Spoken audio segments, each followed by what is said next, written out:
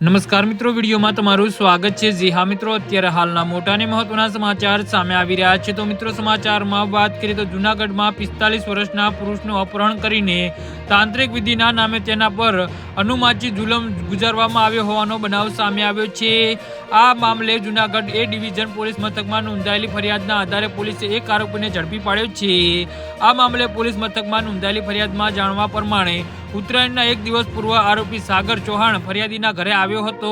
સાગરે બાપાની વિધિ હોવાનું કહીને ફરિયાદીને બાઇક પર બેસાડીને આવરું જગ્યાએ લઈ ગયો હતો, જ્યાં આરોપીએ શરીરની અણીએ ધમકાવીને કોઈ વસ્તુ સૂંઘાડી દેતા ફરિયાદી બેભાન થઈ ગયા હતા। તો બીજા દિવસે જ્યારે તેને ભાનમાં આવ્યા હતા, એ સમયે તેઓ નિવસ્ત્ર હાલતમાં દુબળી પ્લોટ આરોગ્ય કેન્દ્ર પાછળ ઠાઠડી પર દોરડા વડે બાંધેલા હતા। આટલું જ નહીં, આરોપીએ અંધશ્રદ્ધામાં ફરિયાદીના માથાના વાળ નિર્દયતાથી ખેંચી નાખ્યા હતા અને તેમજ તેમના ગુપ્તાંગ ભાગ પર ગરમ વસ્તુ વડે ડામ આપ્યા હતા। બીજી તરફ પરિવારજનોએ શોધખોળ કરતા ફરિયાદી મળી આવ્યા હતા, આથી તેમને સારવાર અર્થે હોસ્પિટલ ખસેડવામાં આવ્યા હતા અને સ્વસ્થ થતા તેઓ ભોગ બનનાર એ ડિવિઝન પોલીસ મથકમાં ફરિયાદ નોંધાવી હતી, જેના આધારે પોલીસે ગણતરીના કલાકોમાં આરોપી સાગર ચૌહાણની ધરપકડ કરી છે, જેના વિરુદ્ધ અપહરણ, હત્યાનો પ્રયાસ કરી ધમકી આપવાની સહિતની કલમો હેઠળ ગુનો દાખલ કરીને આગળની કાર્યવાહી હાથ ધરી છે।